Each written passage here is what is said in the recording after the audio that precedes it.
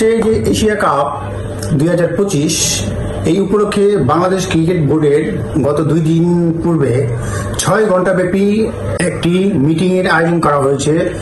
Asia কাপে কে থাকছে কে থাকছে না, তা আসন্ন এশিয়া কাপের জন্য 14 জনের একটি চূড়ান্ত স্কোয়াড ঘোষণা করেছে। 15 জনের স্কোয়াড ঘোষণা করার কথা 14 জনের ঘোষণা করেছে, আর একজন কে খেলবে এটা নিয়ে পরবর্তীতে জানানো হবে।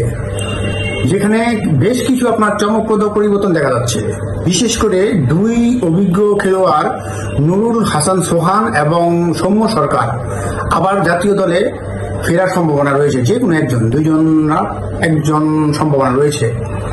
তো কে সে ভাগ্যবান ক্রিকেটার যে আপনার বাংলাদেশের প্রতিনিধিত্ব করতে পারবেন, যে 15 জনের স্কোয়াডে থাকতে পারবেন, এটা নিয়ে অনেক জল্পনা কল্পনা রয়েছে। তবে সোহান, সৌম্য সরকার কিংবা মাহিদুল অঙ্কন এই 3 জনের যে কোনো একজন ফেরার সম্ভাবনা বেশি। তবে সবচেয়ে বেশি সম্ভাবনা নুরুল হাসান সোহান কিংবা সৌম্য সরকার, এই 2 জনের মধ্যে একজন। এখন 14 জনের যে স্কোয়াড, এই 14 জনের স্কোয়াডের মধ্যে কে কে রয়েছেন? 14 জনের স্কোয়াডের মধ্যে যতটুকু বিশ্বস্ত সূত্রে বিসিবির পক্ষ থেকে জানানো হয়েছে বা জানা গেছে, ওপেনিং নিয়ে অনেক জটিলতা রয়েছে। কারণ এই আপনার পাকিস্তান সিরিজে দেখেছেন কিংবা তারপর পূর্ব সিরিজগুলোতে দেখেছেন, ওপেনিং সিরিজে আপনার পারভেজ ইমনের সঙ্গে আপনার নাইম শেখ দেখা গেছে, কিন্তু তারা ব্যর্থ। তারপরে তানজিদ তামিমের সঙ্গে নাইম শেখ 2 জন ব্যর্থ। এই ওপেনিং আপনার জুটির আপনার ধরে রাখার জন্য সবচেয়ে বেস্ট চয়েস তারা মনে করছেন এবং সবাই এটা মনেই করছেন, পারভেজ হোসেন ইমন এবং তানজিদ তামিম এই 2 জন ওপেনিং এ থাকছেন। 3 নম্বরে থাকছেন অধিনায়ক লিটন দাস, সেও ওপেনিং আপনার ব্যাটসম্যান। যদি তাদের মধ্যে কেউ আপনার স্লিপ করে বা কোনো কারণে যদি আপনার অসুস্থ বা কোনো কারণে যদি আউট হয়ে যায়, তারপরে এটা ব্যাকআপ হিসেবে 1 ডাউনে নামছেন আপনার নিশ্চিতভাবেই আপনার ক্যাপ্টেন লিটন দাস।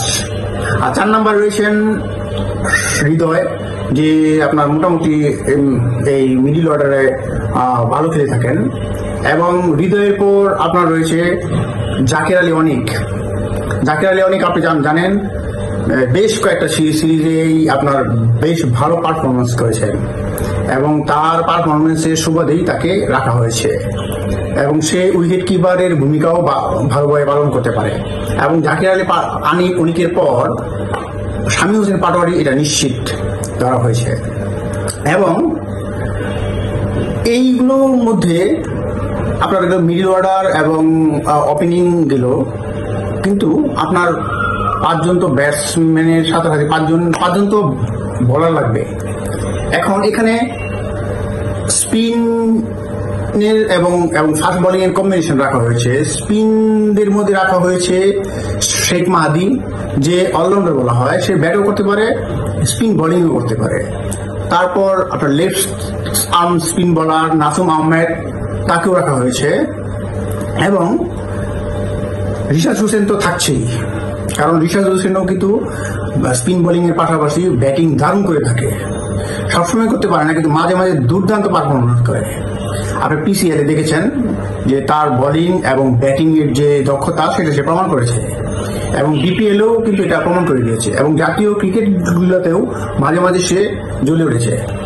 তাছাড়া ফাস্ট বোলিং এর মধ্যে থাকছে মুস্তাফিজুর রহমান, শরীফুল ইসলাম এবং তাসকিন আহমেদ, এই 3 জন থাকছে। তাছাড়াও আপনার তানজিদ হাসান সাকিব সে থাকছে, এবং একজন অলরাউন্ডার যেটা খুব জরুরি, সে হলো গিয়ে মোহাম্মদ সাইফুদ্দিন। মোহাম্মদ সাইফুদ্দিনকে আপনার অলরাউন্ডার হিসেবে ধরা হচ্ছে, কারণ সে ভালো বোলিং করে, ডেথ ওভারে খুব ভালো বোলিং করতে পারে এবং ভালো ব্যাটসম্যানও করতে পারে, সেই জন্য সাইফুদ্দিনকে রাখা হচ্ছে। এই হলো গিয়ে 14 জনের আপনার সম্ভাব্য একাদশ। এই 14 জন মোটামুটি নিশ্চিত। এখন 15 নম্বরে কে আসবে? কারণ 15 নম্বরে আপনার দেখা যাচ্ছে সোহান রয়েছে, তারপর মাহিদুল অঙ্কন রয়েছে, সৌম্য সরকার রয়েছে। মাহিদুল অঙ্কনের সম্ভাবনা খুবই কম, সৌম্য সরকারের সম্ভাবনা রয়েছে, কারণ সৌম্য সরকার ওপেনিংও খেলতে পারে, আবার আপনার 7 নম্বরেও ব্যাট করতে পারে খুব ভালোভাবে। আর সোহান, নুরুল হোসেন সোহান, সে তাকে এখন পর্যন্ত চান্স দেওয়া হয় না, এই আপনার 1 বছর যাবত প্রায় আপনার জাতীয় টিমের বাইরে। কিন্তু সে একজন দুর্দান্ত প্লেয়ার। সে বিপিএল বলেন কিংবা আপনার যে কোনো আপনার যে প্রিমিয়ার লিগগুলো বলেন, দুর্দান্ত ভাবে খেলছেন এবং তার পারফরমেন্স ধারাবাহিকভাবে পারফরমেন্স রয়েছে।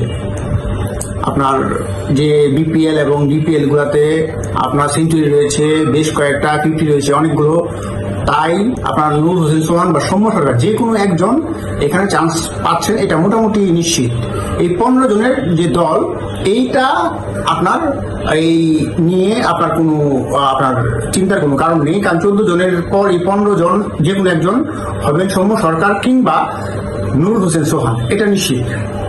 এবং ফিরে আসার যে তারকারা আপনার যে 2 জন কেন মনে করছেন, আপনার বোর্ডের যে অভিজ্ঞ যারা রয়েছেন তারা মনে করছেন নূর হোসেন সম্প্রতি যে ঘরোয়া ক্রিকেটে ধারাবাহিক পারফরমেন্সের কারণে এবং সে কিন্তু ব্যাটসম্যানের পাশাপাশি দুর্দান্ত উইকেট কিপিং করে থাকেন, সেই হিসেবে সে সুযোগ পেতে পারেন।